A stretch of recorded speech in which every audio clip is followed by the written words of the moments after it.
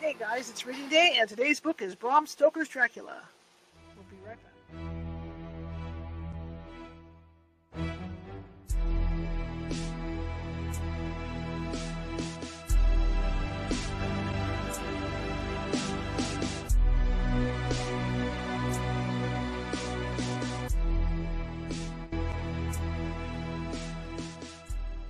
Grab your popcorn and snacks. Find a comfy spot, take a seat or lie down, and let me transport you to a place of fantasy, ghost stories, ancient legends, odd creatures, alien encounters, and other magical topics.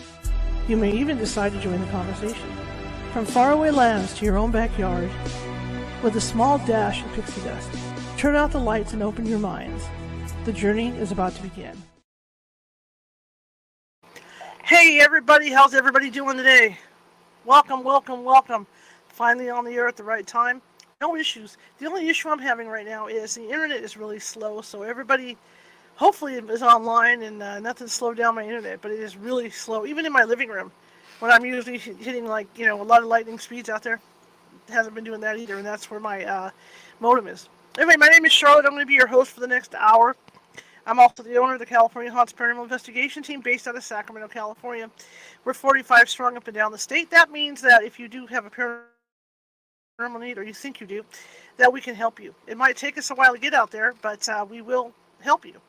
And in the meantime, we do have psychics on staff who can call you and do a remote read. And if it is paranormal, in most cases, they can calm the energy down before we get out there. But it never takes us more than 1 to 3 days to get out there. And we're always in touch by phone with you to walk you through. That being said, you can find us everywhere. Google us, California Haunts Paranormal Investigation Team. You can find us on Facebook, everywhere you can think of. And speaking of Facebook, if you're watching from Facebook tonight, and a lot of you are, please be sure to, just making sure all my things are in the right spot. You know what? I forgot to do this too. See? Again, I'm getting senile in my old age. Here we go. Okay. Okay. Oh, look at this. Hang on a second. This wasn't supposed to happen either. I'm going to have to adjust this. Weird things have been happening, and now this is going to cost me. I'm going to have to do this again. I just got done doing this earlier. Anyway, as I'm doing this, I can talk to you about this. If you haven't done so already and you like what you hear and see tonight, please feel free to follow. See, I'm thrown off because I'm trying to down and walk at the same time here. Please feel free to follow us. We're always, we're always looking to have more followers and gain more followers. Same thing with YouTube. If you haven't subscribed already, please feel free to subscribe. I'd really appreciate it. It's like my bruise is coming back up or something here, man. Wait, light's seeing me. Left, right. Okay. Yeah, please feel free to follow. And like with YouTube, please feel free to subscribe, and also feel free to be in the chat room and chat amongst yourselves and show me some love. If you like the show tonight and you enjoy having a book read to you on the weekends, show me some love. Show me some thumbs up. Show me some happy hearts and things like that. And again, chat amongst yourselves in the chat room, because what that does is that puts us higher. And this goes for all of social media. That gets the attention of the master computers. So that means that puts us higher. I think I got this right. I do. Aha! Even ended up in the correct spot. I must have bumped something. Anyway, that puts us up in what they call the computers read us, and so they put us into what they call the For You page. And what that does is it puts us out as a suggestion to like the world's pages, right? It puts us out as a suggestion, and so it gets us out to more people. So if you could do that, I'd appreciate it. Okay. All right. Well, again, welcome. Today it's Monday, but it's a holiday Monday in the United States. So what I decided to do, and it's also hot. So what I decided to do was read. I read yesterday. Yesterday was a crazy day. I had computer issues. I don't have them right now. The only thing I have right now is slow internet for whatever reason I don't understand. It's running slow even in my living room, so I don't know what's up with that. But my internet has slowed down considerably, and probably because it's a long weekend, everybody's home, right? So that might be why. So hopefully tonight after midnight it speeds up. So I hope so. But we're running slow internet, so I'm just going to warn you. There's going to be times that I drop off and all that good stuff, and maybe slow down a little bit like that. Okay, so we'll see what happens. But hopefully it holds up today. Yesterday was crazy. I'm glad to be back on Firefox today. If you look at the video today that's coming out, and then you compare it with the video yesterday, doing it live over on Google, Firefox has clear video. It's always clear. So I'm really glad to be back at Firefox today. And for no reason, yesterday I could not get, for a while there, I couldn't get Firefox or Google to run to find or run my webcam. So I don't know what that was about at all. And it took almost an hour and a half before I got on, and that was through Google. And then I couldn't get off Firefox all night last night at all. So I was very surprised this afternoon when I came in here, and boom, here I am on Firefox. So hopefully it stays that way for a while. So I don't know what's going on. It's not camera, because I thought it was that, so I was switching channels and everything. Not channels, but switching USB ducts, USB ports to see if it was my camera or what the hell was the USB port I was using. But then when I plugged in the USB port where I run my audio on it, it was all blurry. So then I switched it back over the main USB, etc. So we're back. That's all that matters. So yesterday, our heroes are en route to Transylvania. They're trying to get there ahead of the Count because, of course, they want to unalive the Count so he can stop spreading his stuff across the world, right? And creating his minions and all that stuff. And that's where we were yesterday. And so we're continuing with that. And again, for you guys that are listening, and I've had people that, you don't have to sit here and listen to me and just go, oh my God, she's just sitting there reading. Walk around, do whatever you do in your house. I've had people take me out walking their dogs. I've had people take me out as they clean their house, and I'm being carried around in their pockets. So that's cool. I get to see different places, right? So you can do that. Or you can just do it. I mean, in California, it's dinner time. It's 6:10 here in California. And 6:10 p.m. And other places, it's now 9:10 p.m., depending on where you're located. Some are 8:10 p.m. So you might be settling in for the night, getting ready to start the work week. Just sit back, dim the lights a little bit, and if it's cooler, you have your fireplace on. Well, you're with an air conditioner on, dim those lights, right? So you can hang out and just have a glass of wine or a snack, or like I say, get your popcorn and snacks, or maybe you're eating dinner or whatever, and just sit back and enjoy the story, right? I didn't realize how great of a writer Bram Stoker was until I started reading this book. I've never read his stuff before. So I really enjoy it. I love it. But just the word of warning is that I like to read for at least an hour. If not, I'd like to get 2 chapters in. And sometimes, because this stuff is written in journal format, for each character has their own journal entries, sometimes it goes longer than an hour, like last night. Just to get through the last chapter, we went up to like 5 minutes before 5 minutes before the end of the first hour, and I cut it off at that point because who knows about the next chapter, whether this chapter was going to be shorter or longer. We would have been here till real late last night because I got a late start. I started at what was it, 7:15 p.m. Pacific last night. We ended at around 8:10 Pacific, so I didn't want to go really, really, really super long. So we'll see what happens today. Hopefully we can get through 2 chapters. Okay, I'll do my, it's out of my hands, like I said. It's in Bram Stoker's hands, okay? So, that's where we're at. Our heroes are en route, and some of them are on horseback via land, some are on boats, and some are on train to try and, excuse me. And I think, speaking of being on land, I do believe Mina is with Professor Van Helsing.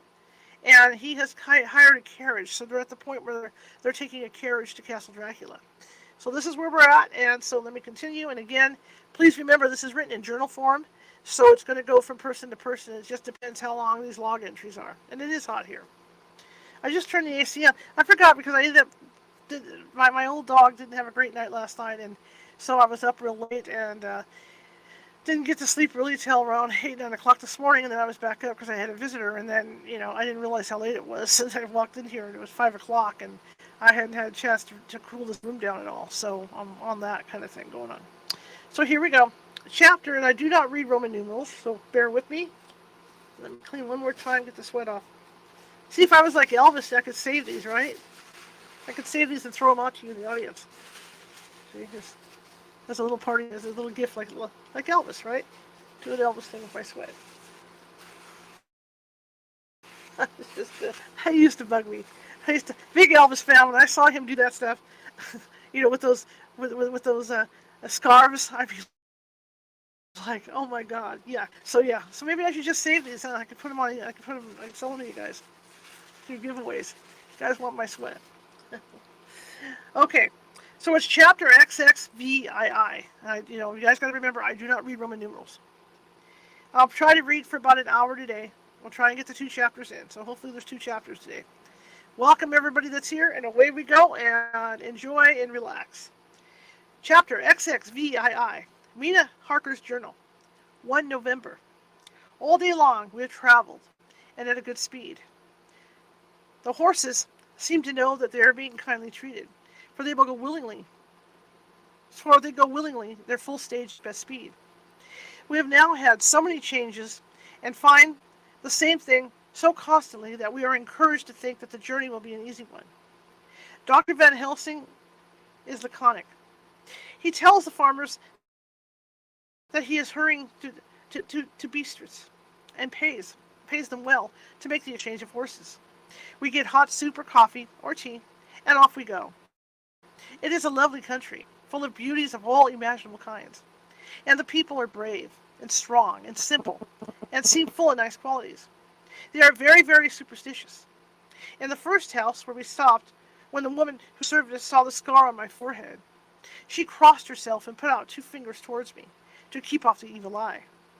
I believe they went to the trouble of putting an extra amount of garlic into our food as well, and I can't abide garlic. Ever since then, I have taken care not to take off my hat or veil, and so have escaped their suspicions. We are traveling fast, and as we have no driver with us to carry tales, we go ahead of scandal. But I dare say that fear of the evil eye will follow hard behind us all the way. The professor seems tireless. All day he would not take any rest, though he made me sleep for a long spell. At sunset time he hypnotized me, and he says that I answered as usual, darkness, lapping water, and creaking wood. So our enemy is still on the river. I'm afraid to think of Jonathan, but somehow I have no fear for him, or for myself. I write this whilst we wait in a farmhouse for the horses to be got ready. Dr. Van Helsing is sleeping. Poor dear. He looks very tired and old and gray, but his mouth is set as firmly as a conqueror's. Even in his sleep he is instinct with resolution. When we have well started, I must make rest, whilst I drive. I shall tell him that we have days before us, and we must not break down when most of all his strength will be needed. All is ready. We are off shortly. Let me, really quick, I'm going to pull this closer a little bit here, because I want to get it down lower. Okay, 2 November, morning. I was successful, and we took turns driving all night. Now the day is on us, bright, though cold. There is a strange heaviness in the air. I say heaviness for want of a better word. I mean that it oppresses us both. It is very cold, and only our warm furs keep us comfortable. At dawn, Van Helsing hypnotized me. He says I answered darkness, creaking wood, and roaring water. So the river is changing as they ascend. I do hope that my darling will not run any chance of danger. More than need be, but we are in God's hands. 2 November, night. All day long driving. The country gets wilder as we go, and the great spurs of the Carpathians, which at Veresti seemed so far from us and so low on the horizon, now seem to gather round us and tower in front. We both seem in good spirits. I think we make an effort, each to cheer the other. In the doing so, we cheer ourselves. Dr. Van Helsing says that by morning we shall reach the Burgo Pass. The horses are very few here now, and the professor says that the last horse we got will have to go on with us, as we may not be able to change. He got 2 in addition to the 2 we changed, so that now we have a route 4 in hand. The dear horses are patient and good, and they give us no trouble. We're not worried with other travelers, and so even I can drive. We shall get to the pass in daylight. We do not want to arrive before, so we take it easy and have each a long rest in turn. Oh, what will tomorrow bring us? We go to seek the place where my poor darling suffered so much. God grant that we may be guided aright, and that he will deign to watch over my husband and those dear to us both, and who are in such deadly peril.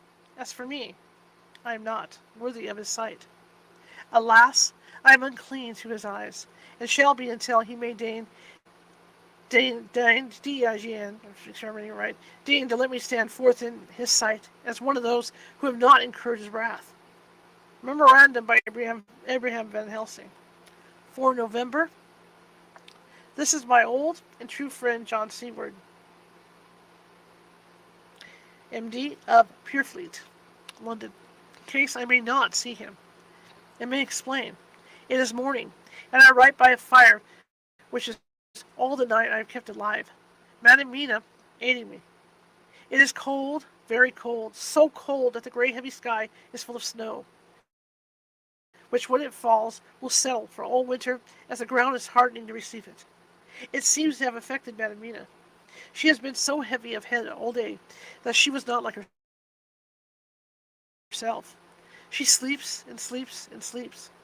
She, who is usual so alert, have done literally nothing all the day. She even have lost her appetite. She makes no entry into her little diary. She, who writes so faithful at every pause. Something whispered to me that all is not well. However, tonight, she is more vif. Her long sleep all day has refreshed and restored her, for now she is all sweet and bright as ever. At sunset, I try to hypnotize her, but alas, with no effect. The power has grown less and less with each day, and tonight it fails me altogether. Well, God's will be done, whatever it may be, and whithersoever it may lead. Now to the historical.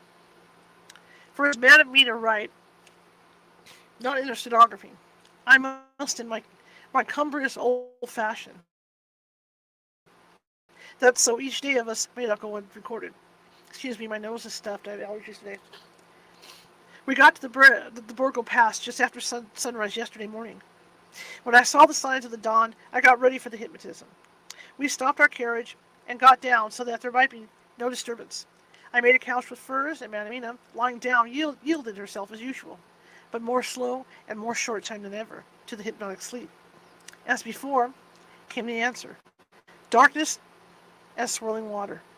Then she woke, bright and radiant, and we go on our way, and soon reached the pass.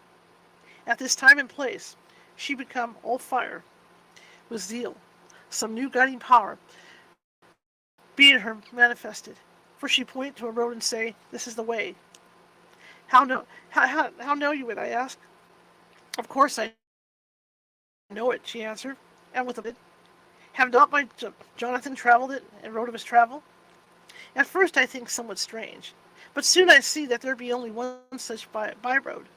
It is used but little, and very different from the coach road from the Bukovina to Bistritz, which is more wide and hard, and used more. So we came down this road. When we meet other ways, not always were we sure that they were roads at all. But they be neglected, and light snow had fallen. The horses know, and they only. I give rein to them, and they go on so patient. By and by we find all things which Jonathan had noted in that wonderful diary that he had. Then we go on for long hours and hours. At the first, I tell Madam Mina to sleep. She try, and she succeed. She sleep all the time, till at last I feel myself too suspicious grow, and attempt to wake her. But she slept on, and I may not wake her, though I try. I do not wish to try too hard, lest I harm her, for I know that she has suffered much, and sleep at times being all in all to her. I think I drowse myself, for all of a sudden I felt guilt, as though I had done something.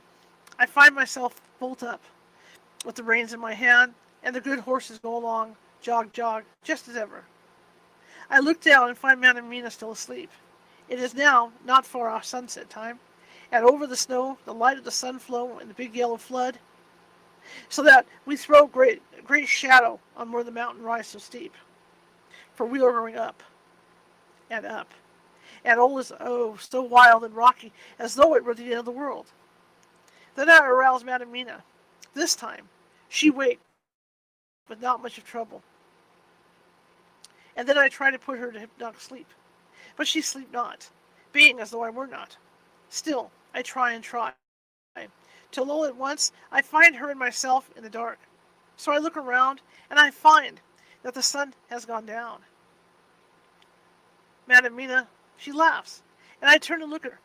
She is now quite awake, and looks so well as I never saw her since that night at Carfax, when we first entered the Count's house. I am amazed, and not at ease then. But she is so bright and tender and thoughtful for me that I forget old fear. I light a fire, for we had brought a supply of wood with us, and she prepared food while I undo the horses and set them, tethered in shelter, to feed. Then, when I return to the fire, she had my supper ready.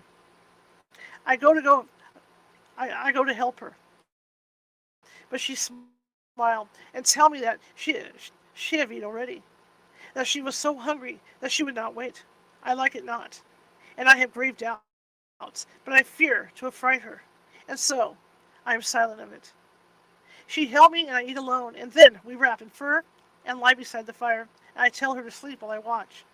But presently I forget all the watching, and when I suddenly remember that I watch, I find her lying quiet, but awake, and looking at me with so bright eyes. Once, twice, more, the same thing occurs, and I get much sleep till before morning.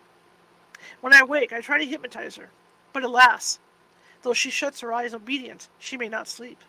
The sun rises up, and then sleep comes to her too late, but so heavy that she will not wake. I have to lift her up and place her sleeping in the carriage, when I have harnessed the horses and made all ready.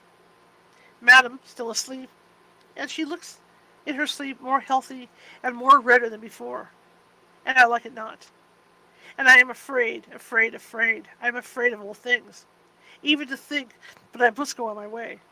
The stake we play for is life and death, or more than that, and we must not flinch. Excuse me. 5 November morning. Let me be accurate in everything, for though you and I have seen some strange things together, you may at first think that I, Van Helsing, am mad. That many horrors and the so long strain on nerves has at last turned my brain. All yesterday we traveled, ever getting closer to the mountains and moving into a more and more wild and desert land. There are great frowning precipices and much falling water, and nature seems to have held sometime her carnival. Madam Mina still sleeps and sleeps, and though I did have hunger and appeased it, I could not waken her, even for food. I begin to fear that the fatal spell of the place was upon her, tainted, as she is with the vampire baptism. Well, said I to myself, if it be that she sleeps all day, it shall also be that I do not sleep at night. As we travel on the rough road, for a road of an ancient and imperfect kind there was, I held down my head and slept. Again, I waked with a sense of guilt and of time past, and found Madam Mina still sleeping, and the sun low down. But all was indeed changed. The frowning mountains seemed further away, and we were near the top of a steep rising hill, on summit of which was such a castle as Jonathan tells of his diary. At once I exulted and feared, for now, for good or ill, the end was near.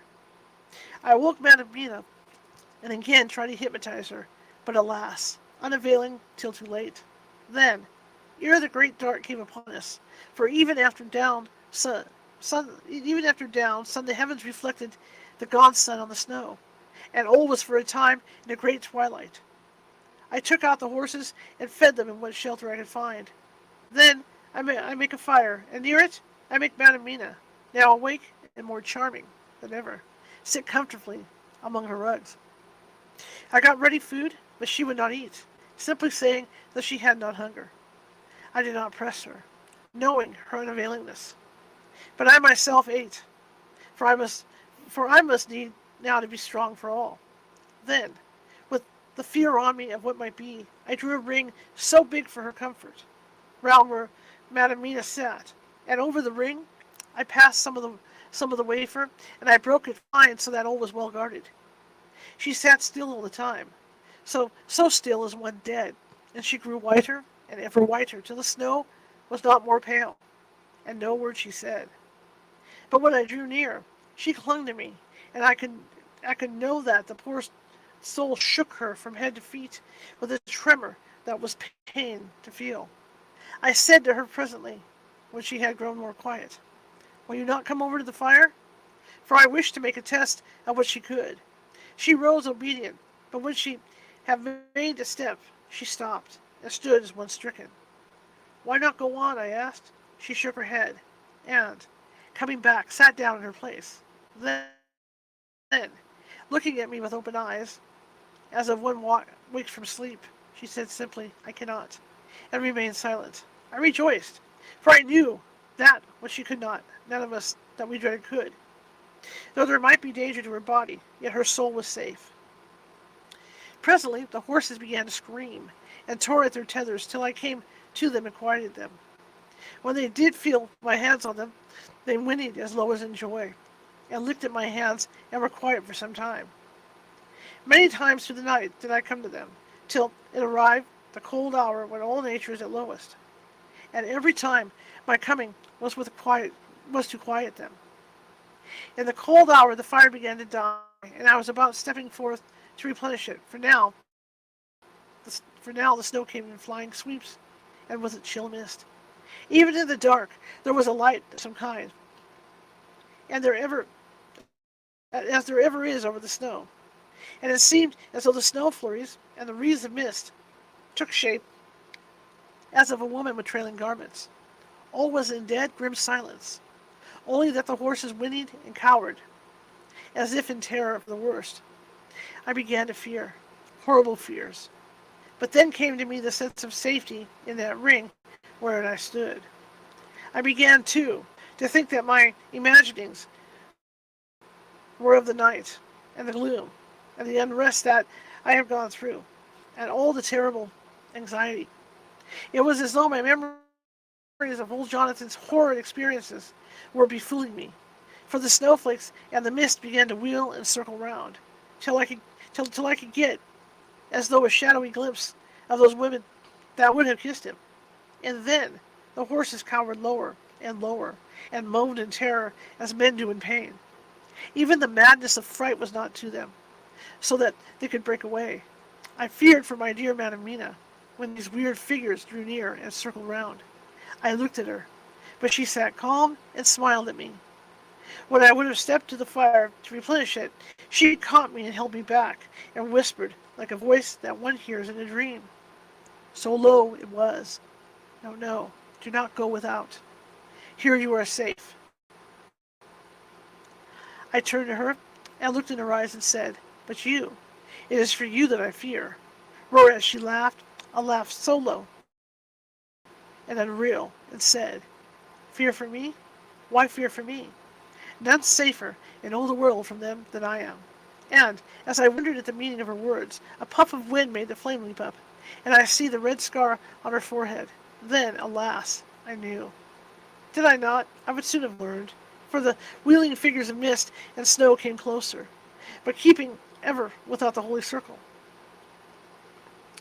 Then they began to materialize till, if God have not taken away my reason, for I saw it through my eyes, there were before me in actual flesh the same three women that Jonathan saw in that room, when they would have kissed his throat. I knew the swaying round the forms, the bright hard eyes, the white teeth, the ruddy color, the vulpurous lips. The, they smiled ever at poor dear Madam Mina, and as their laugh came through the silence of the night, they twined their arms and pointed and said in those sweet, sweet tingling tones that Jonathan said were of the intolerable sweetness of the water glasses. "Come, sister, come to us. Come, come." In fear, I turned to my poor Madam Mina, and my heart with gladness leapt like flame, for oh, the terror in her sweet eyes, the repulsion, the horror, told a story to my heart that was full of hope. God be thanked she was not yet of them. I seized some of the firewood which was by me, and holding out some of the wafer, advanced on them towards the fire. They drew back before me and laughed their low horrid laugh. I fed the fire and feared them not, for I knew that we were safe within our protections. They could not approach me, whilst so armed, nor Madam Mina whilst she remained within the ring. which she could not leave no more than they could enter. The horses had ceased to moan, and lay still on the ground. The snow fell on them softly, and they grew whiter. I knew that there was, for the poor beasts, no more terror. And so we remained till the red of the dawn to fall through the snow gloom. I was desolate and afraid, and full of woe and terror. But when that beautiful sun began to climb the horizon, life was to me again. At the first comings of the dawn, the horrid figures into the whirling mist and snow. The wreaths of transparent gloom moved away towards the castle and were lost. Instinctively, with the dawn coming, I turned to Madamina, intending to hypnotize her, but she lay in a deep and sudden sleep, from which I could not wake her.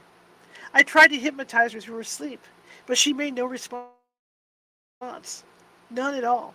And, as the day broke, I fear yet to stir. I have made my fire, and I have seen the horses. They are all dead. Today, I have much to do here. And I keep waiting till the sun is up high, for there may be places where I must go where that sunlight, though the snow and mists obscure it, will be to me safety. I will strengthen me with breakfast, and then I will go to my terrible work. Madamina still sleeps, and, God be thanked, she's calm in her sleep. Okay. Jonathan Harker's Journal, 4 November, evening. The accident to launch has been a terrible thing for us. Only for it, we should have overtaken. Only for it, we should have overtaken our boat, the boat long ago, and by now my dear Mina would have been free. I fear to think of her off on the wolves near that horrid place. We've got horses, and we follow on the track. I note this whilst Galdamine is getting ready. We have our arms. The Zagani must look out if they mean to fight. Oh, if only Morris and Seaward were with us. We must only hope. If I write no more, goodbye, Mina. God bless and keep you. Dr. Seward's Diary. 5 November. With the dawn, we saw the body of Sagani before us dashing away from the river with their leader wagon. They surrounded it in a cluster and hurried along as though beset. The snow is falling lightly, and there's a strange excitement in the air. It may be our own feelings, but the depression is strange. Far off, I hear the howling of wolves, and the snow brings them down from the mountains, and there are dangers to all of us, and from all sides. The horses are nearly ready, and we are soon off. We ride, we ride to death on someone. God only knows who, or where, or what, or when, or how it may be. Dr. Van Helsing's Memorandum. 5 November, afternoon. I am at least sane. Thank God for that mercy at all the events, though some proving it has been dreadful. When I left Madamina sleeping within the holy circle, I took my way to the castle. The blacksmith hammer, which I took in the carriage from Veresti, was useful, though the doors were all open. I broke them off the rusty hinges, lest some ill intent or ill chance should close them, so that being entered I might not get out. Jonathan's bitter experience served me here. By memory of his diary, I found my way to the old chapel, for I knew that here lay my work. The air was oppressive. It seemed as if there was some sulphurous fume, which at times made me dizzy. Either there was a roaring in my ears, or I heard afar off the howl of the wolves. Then I bethought me of my dear Madamina, and I was in terrible plight. The dilemma had me between its swords. Her I had not dared to take into this place, but left safe from the vampire in that holy circle, and yet even there would be the wolf. I resolved me that my work lay here, and that, as to the wolves, we must submit, if it were God's will. At any rate, it was only death and freedom beyond. So did I choose for her. Had it but been for myself, the choice had been easy. The maw of the wolf were better to rest in than the grave of the vampire. So I made my choice to go on with my work.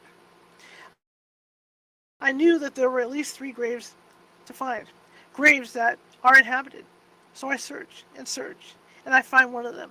She lay in her vampire sleep. so full of life, vulturous beauty, that I shudder, as though I have come to do murder.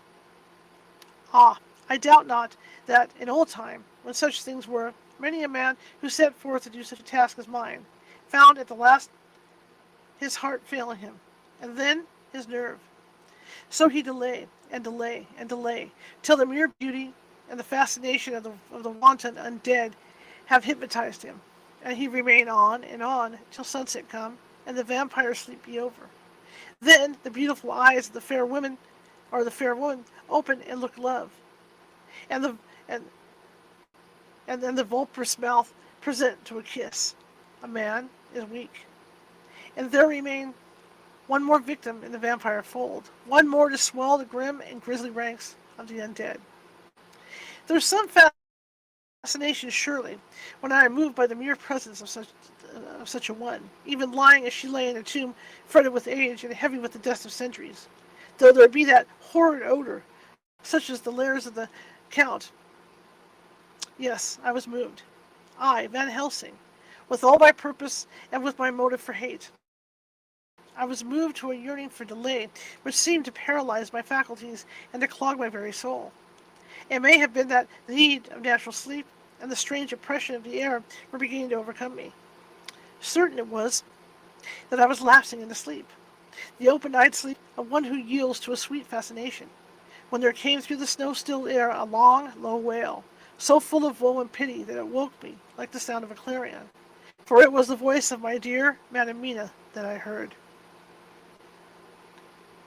Then I braced myself again for my horrid task, and found by wrenching away tomb tops one of the other sisters, the other dark one. I dared not pause to look on her, as I had on her sister, lest one more I should begin to be enthralled.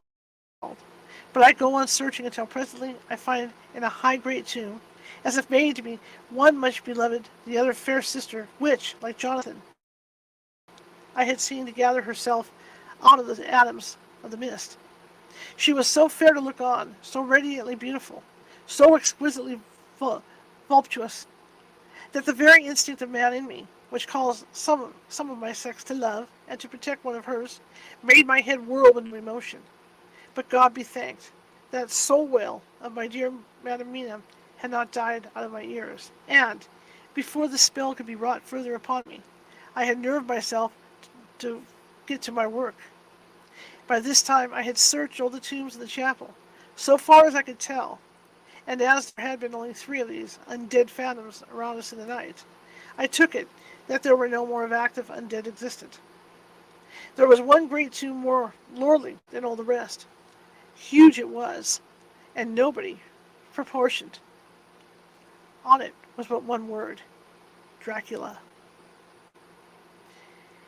This then was the undead home of the king vampire, to whom so many more were due. Its emptiness spoke eloquent to certain what I knew.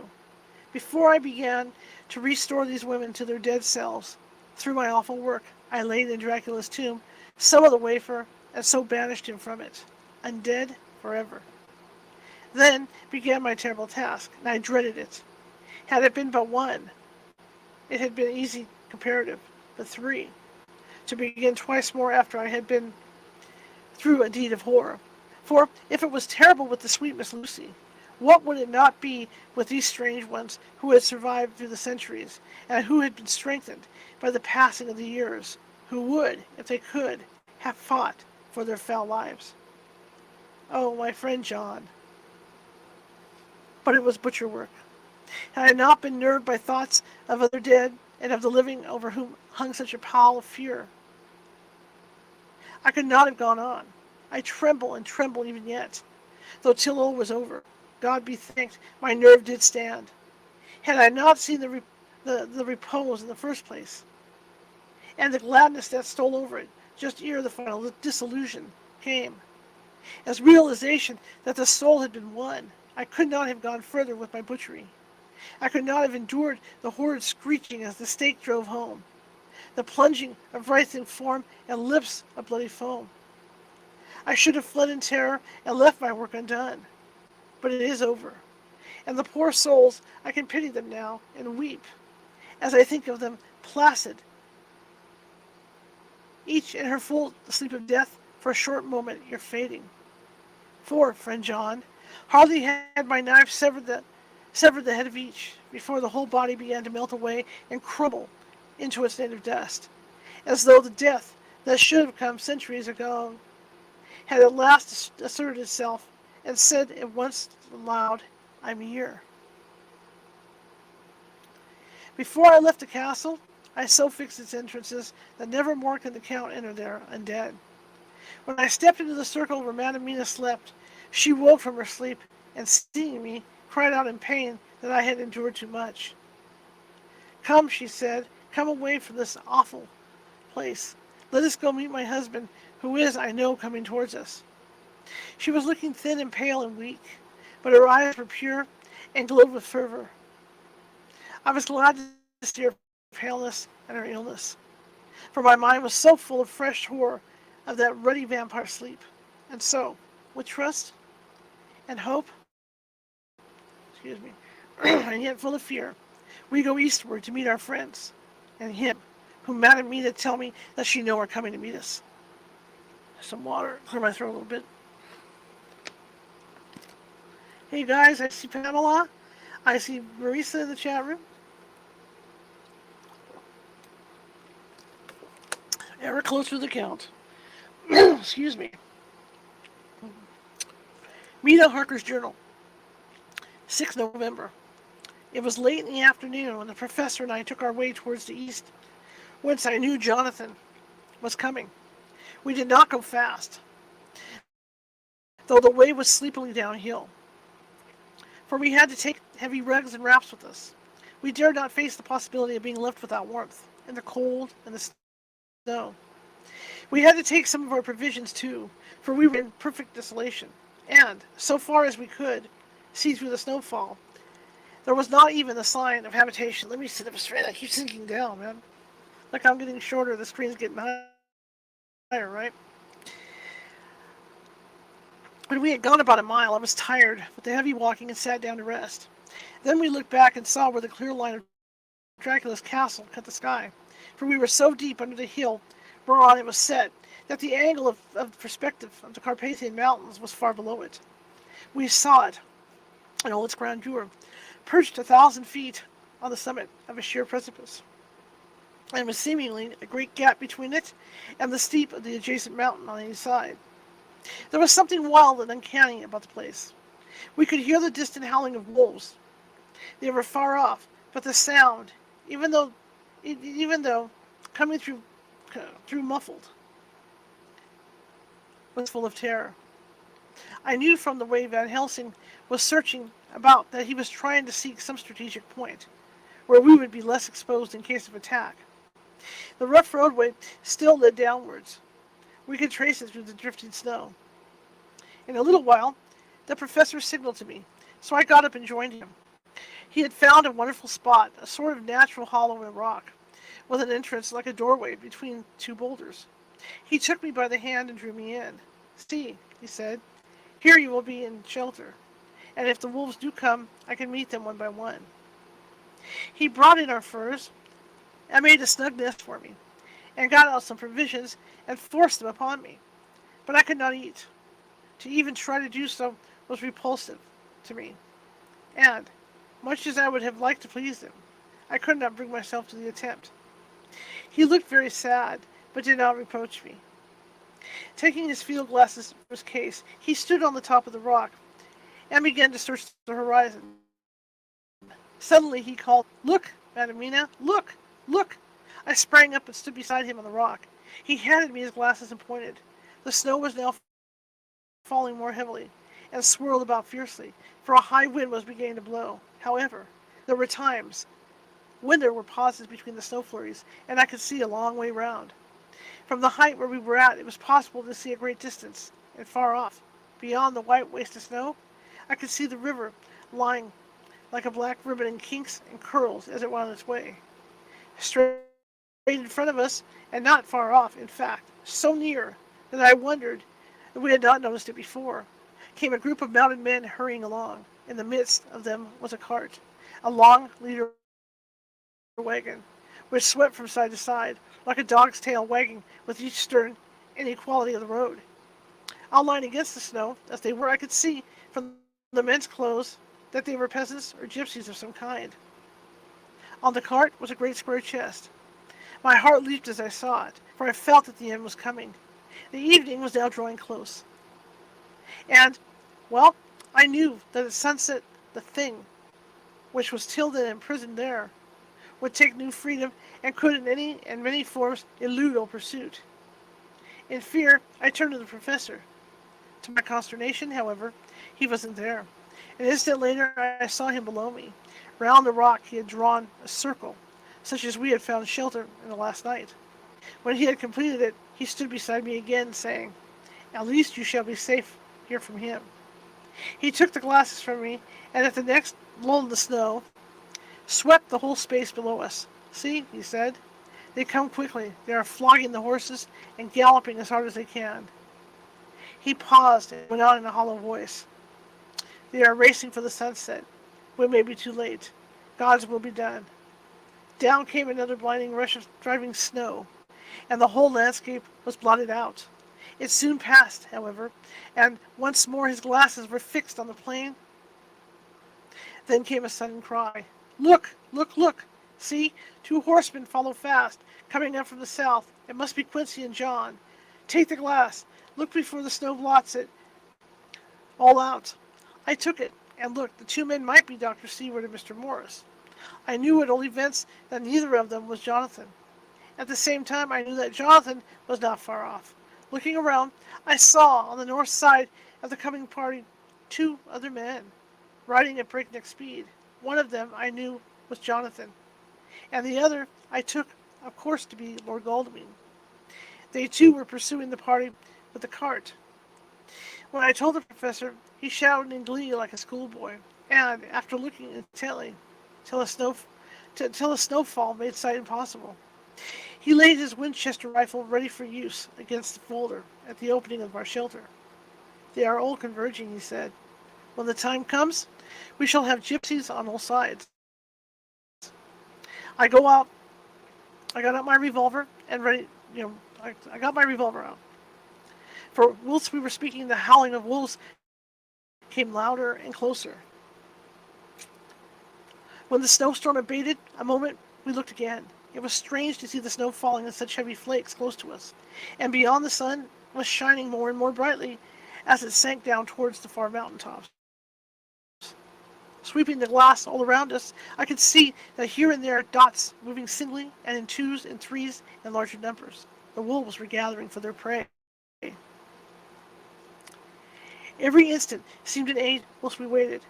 The wind came now in fierce bursts, and the snow was driven with fury as it swept upon us in circling eddies. At times, we could not see it an arm's length before us, but at others, as the hollow-sounding wind swept by us, it seemed to clear the airspace around us so that we could see far off. We had of late been so accustomed to watch for sunrise and sunset that we knew with fair accuracy when it would be, and we also knew that before long the sun would set. It was hard to believe that by our watches it was less than an hour that we waited in that rocky shelter before the various bodies began to converge upon us. The wind came now with fiercer and more bitter sweeps, and more steadily from the north. It seemingly had driven the snow clouds away from us, for, with only occasional bursts, the snow fell.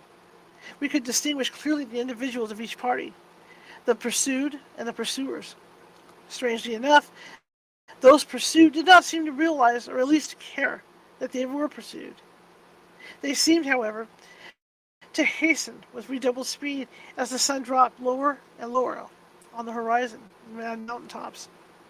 Closer and closer they drew. The professor and I crouched down behind our rock and held our weapons ready.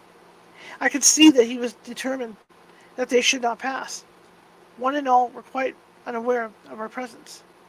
All at once, 2 voices shouted out, "Halt!" One was my Jonathan's, raised in a high key of passion.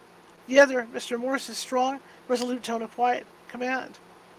The gypsies may not have known the language, But there was no mistaking the tone, in whatever tongue the words were spoken. Instinctively, they reined in, and at the instant Lord Godalming and Jonathan dashed up at one side, and Dr. Seward and Mr. Morris on the other.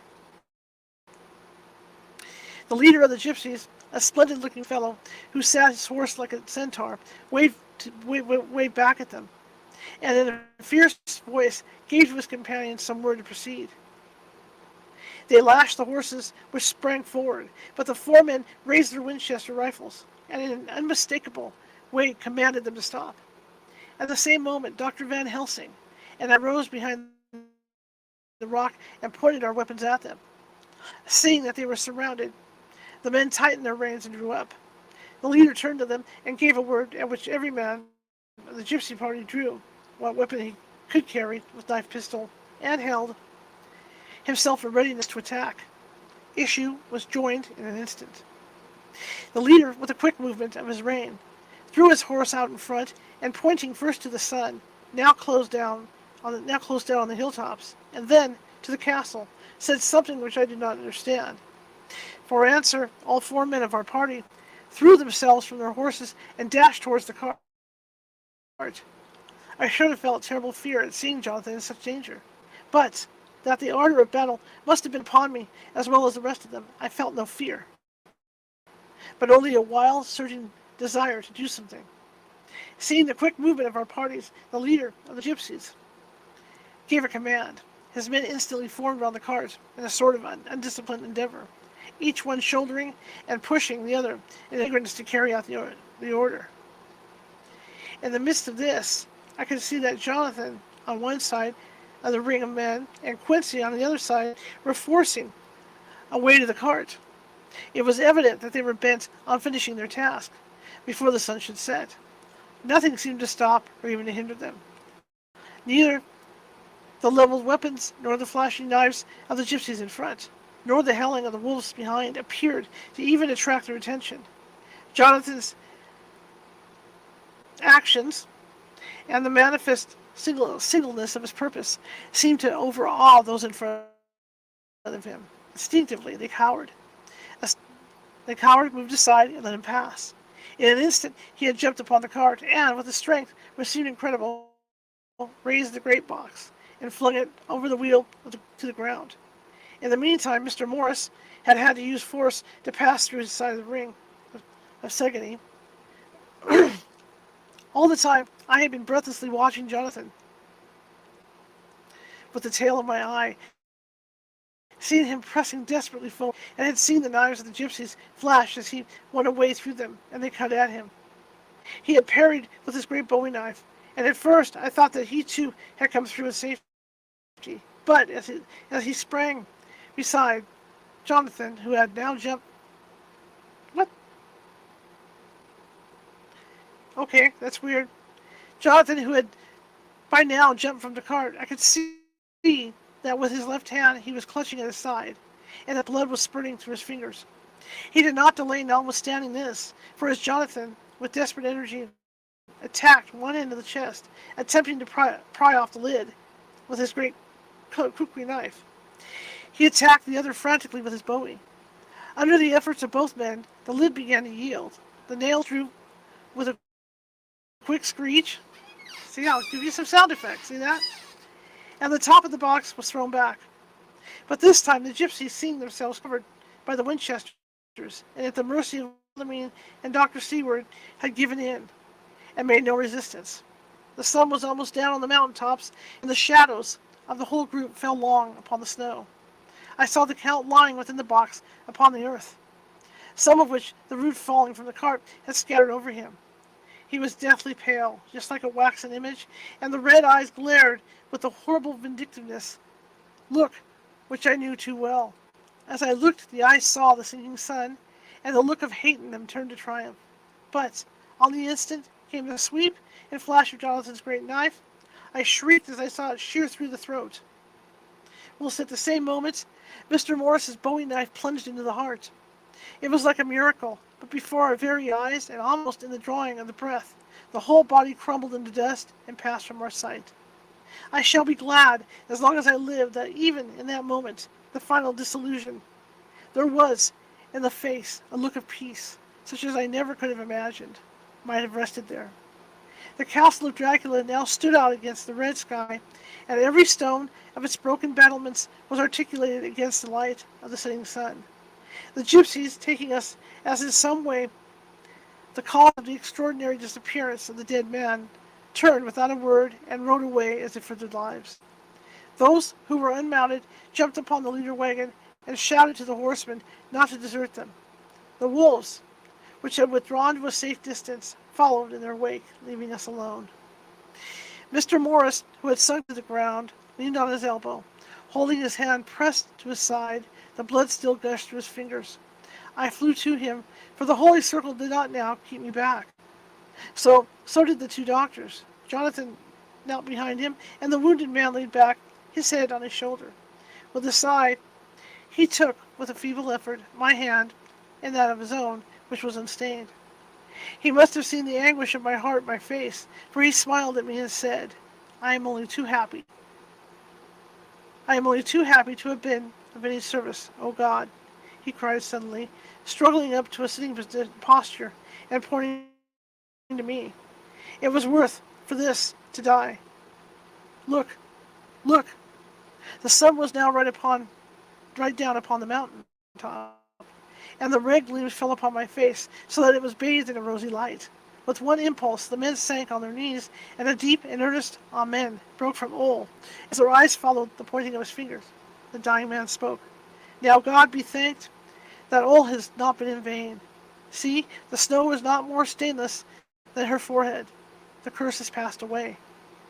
And, to our bitter grief, with a smile and his silence, he died, a gallant gentleman.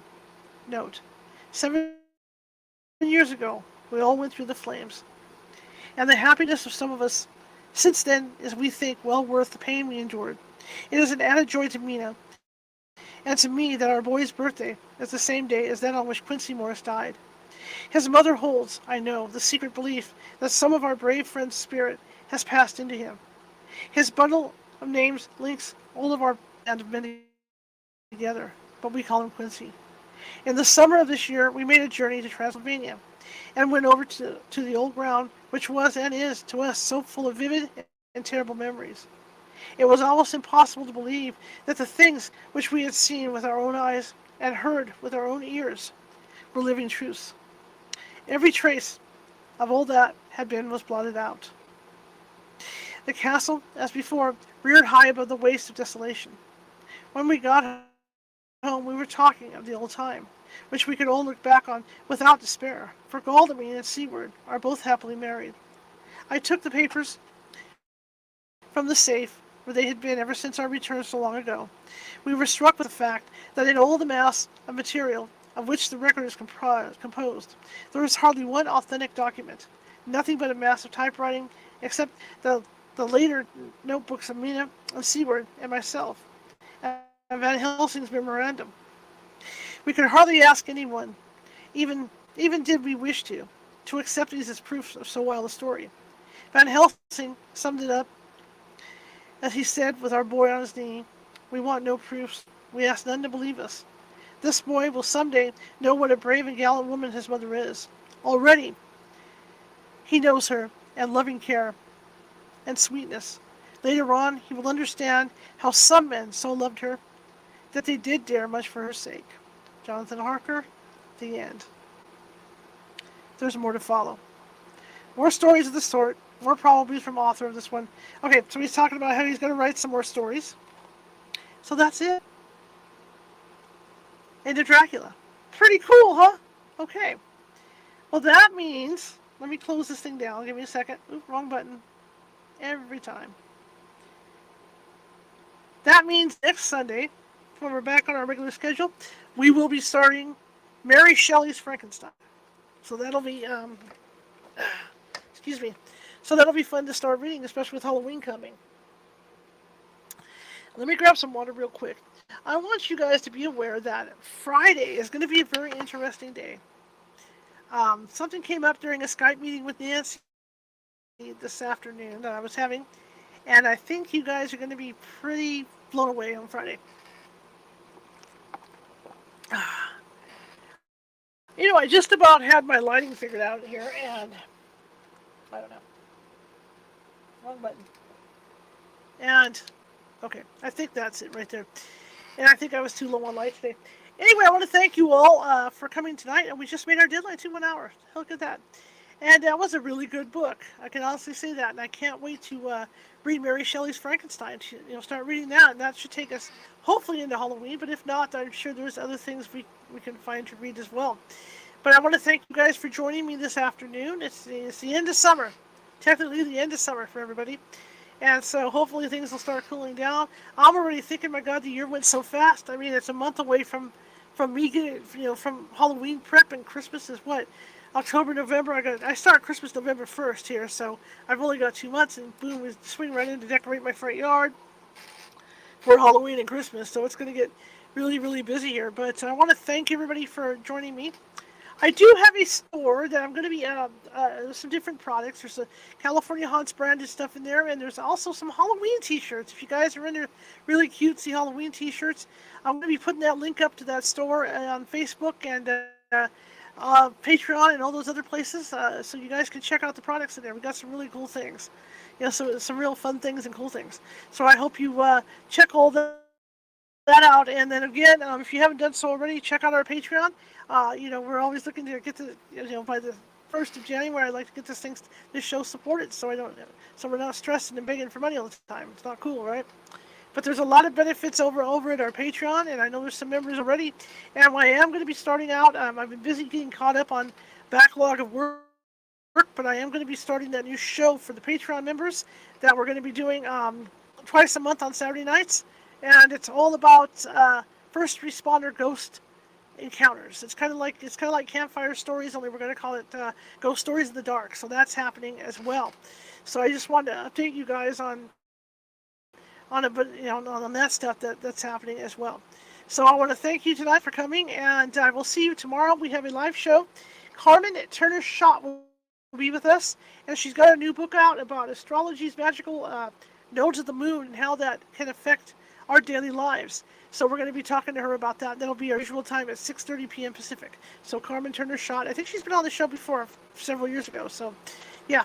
Oh, yes, the other announcement, too, is we are in Season 5. This is the second show of Season 5 of California Haunts Radio. So here we are, right? So off we go.